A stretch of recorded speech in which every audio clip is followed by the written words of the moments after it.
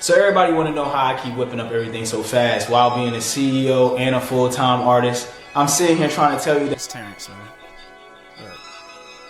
So yeah, like we left off with, like, you had your first experience at Voices in Power, and then you started talking more about the time you were investing in your craft before, like, you just got into doing stages. You know what I mean? And then you kicked me that joke before the joint cut off. Yeah, so I started writing basically just one-liners because I was like, oh, why not just start writing one-liners? Mainly, so for the simple fact, people only give you but so much time.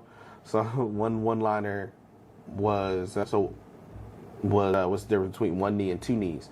Now, what's important about that joke is... I was about to say, you still got to expound on it, because even though it hit me, I didn't get it, though, right? So the great thing about that is, so the difference between one knee and two knees is an apology, right? Mm-hmm. So when you think about it, one knee usually means proposing.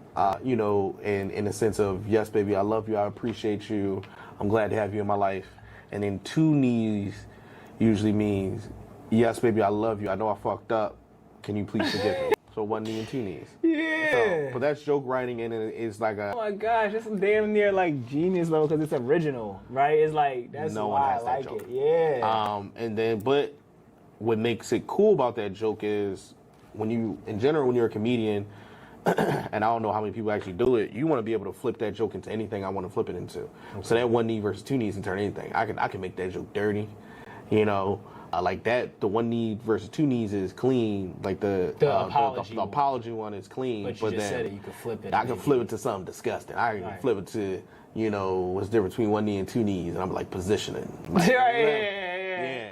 So, you know. You're just reading the crowds or something. Yeah. No, it just depends on what room you're in. And it's funny, but at the same time, it's, you know, then you got to act it out. It's like, comedy is really difficult in the sense of sometimes you need to paint a vivid picture even without like actual like pictures and stuff, you know. Man, you're helping me understand how much of an art form this shit is, though, right? Because it's really like hard, bro. I just perceived it just like anyone else. I was like, oh, niggas is telling jokes, you naturally are funny. But as you're telling it, it's like, wow, you can see it in the Bernie Macs, and you can see it in the, like, we talked a little bit about Dave Chappelle or the Eddie Murphys. It's like, nah, like, it's their facial expressions, it's the euphemisms, it's the outfits, it's the way their manner, like their body movements and language. It's all that stuff. But the crowds are different too. So white crowds will let you rock out. White crowds are what do you call it?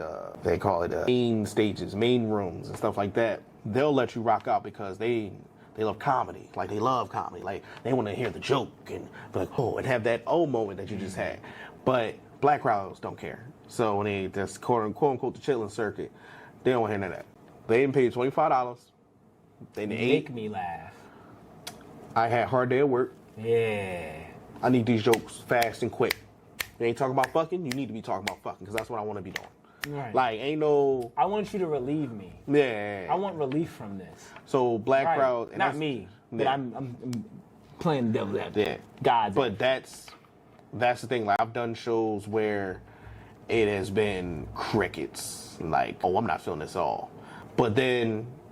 it was that I wasn't funny. I got off stage, and then a bunch of people was like, oh, man, you were hilarious. They admired what you did, right? And it was like, I'm like, why didn't you laugh? It was like, oh, you know, all different types of stuff. So I performed in different places. I performed in front of hot people. I performed in front of food, old people, food vendors. I've done Juneteenth events. I've done charity events. You said pop up at a music event, hop on the stage, tell some jokes, right? I tell some jokes. I was like, somebody's doing an event, and I'm just there to support. And they were like, you want to tell some jokes? I'm like, you got time? I'll give you a quick five. You know. But yeah, man, I mean, the art form of comedy is, I explain it to people, because shout out to TuRae and Keith from Out the Block for doing their classes, their comedy class that they do every couple months, if I'm not mistaken. So they do Philadelphia Comedy College. Definitely, you know, if you're a budding comedian, you know, go check them out because they give you a bunch of the game. TuRae is from Philly, both are from Philly, and they both been in the game forever. You got Keith from Out the Block, who's with Urban Expression for the people that remember that, and then you got TuRae, who he's done shows with everybody and everywhere. So, you know, you can't do nothing but pick up game from him. He's been on Def Jam. He's been on Bad Boys of Comedy. He's been on all that. Like, you know. Well, you talking about that bull from like Wildin' Out? No. Oh. Nah, see. But he's a Philly legend, and he's respected in the comedy community.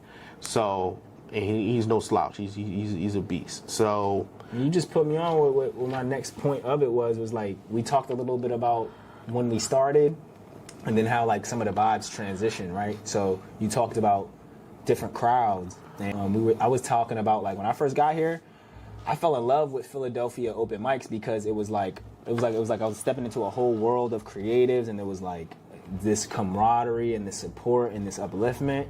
And then I watched it I observed it, not from my own experiences, because we talked about it earlier. Like I'm a businessman, so I'm gonna make sure that my priority of anything that I do creatively at some point has a financial or like fiscal return, and that's what I'm satisfied with.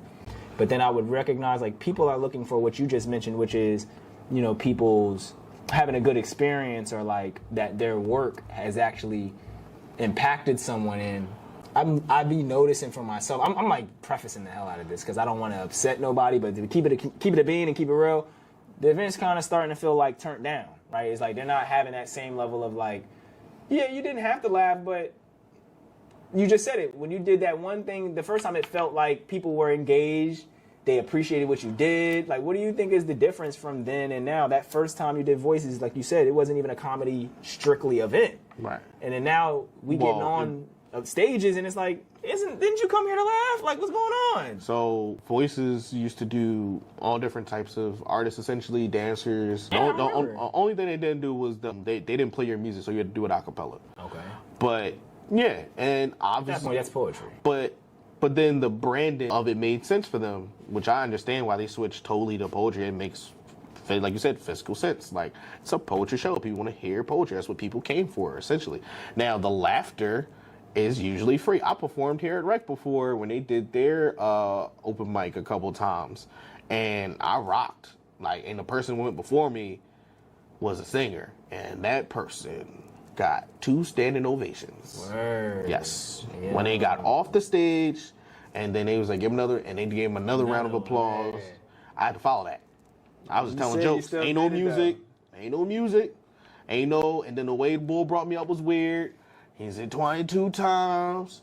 He's a comedian. He better be funny. Like, I remember you told me this story before. It was the wildest. I had to, and I killed. I was up there for like, I don't know, 10 to 12 minutes, and I killed. But you gotta snatch the energy. You gotta snatch the energy back, and that's the best thing about comedy. Is you have creating. I'm sorry, to get back to your point of the events. So the events when I started, I feel like everything was new. A lot of things were just starting. Voices of Power wasn't in that long. Rec was kind of just starting to bubble. You said we talked about Global Village prior. Global Village was really just like a very harmonious just event. Everybody just had their little blankets outside, and it'd just be hundreds and hundreds of black people. It was a vibe. It was a vibe, and everybody just like. But I'm saying, like, it was so exciting. Like, you're excited me just remembering it. And those were our concerts. That's what people didn't understand. Now we worried about like doing concerts and doing events, because now these brands are starting to come out and reach for our best. So it's different now. You started to trigger. I talk about this on my platform. You got me going. Continue. And you're starting to reach for our best. And you know, you want to be on a bigger platform. You're dope. You put a lot of work into what you do.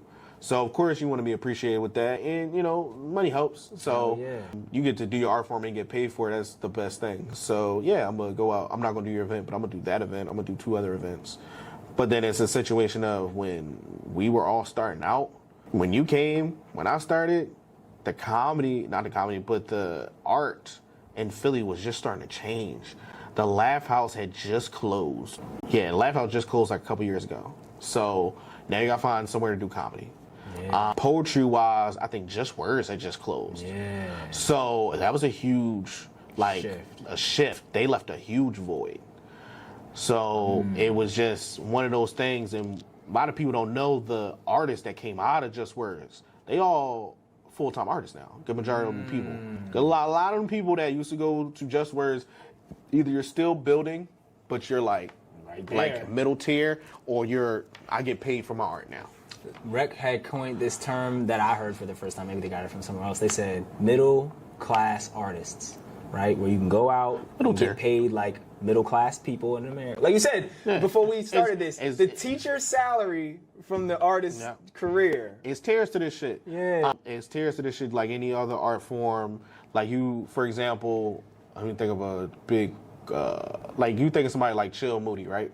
Yes, sir. Shouts out to the So Chill Moody isn't the biggest artist, but Chill Moody will be on the Roots Picnic. He can leverage his own products. Yes. Yeah, I see what you're saying. He got his own Reeboks. Like, it's, you know, so he got his own beer. You feel me? You know, so he may not be like a household name, but. Not Black Thought. Yeah, but Chill Moody is fine. Chill Moody is fine. So. Like you said, there's always that room to continue to grow. Or you think of somebody like, from poetry side, you think of somebody like Maui.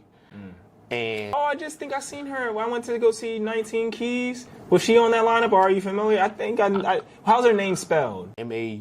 Yep. She opened up for the high level conversation. Yeah. Shouts out to her too. I'm gonna tag her in here. So you look at somebody like Maui, who, you know, started out probably like a Just Words, and is now now she going on tour.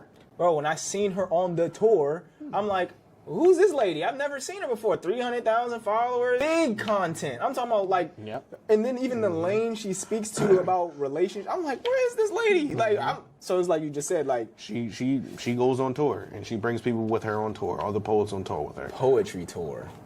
Yeah, you never heard that before. Like, people love poetry. Come on. People love poetry. I loved your answer though, because like you said, the shit was new. Yeah, it was new. It was amazing. Like, so it was all fresh to us. Like, we just creating.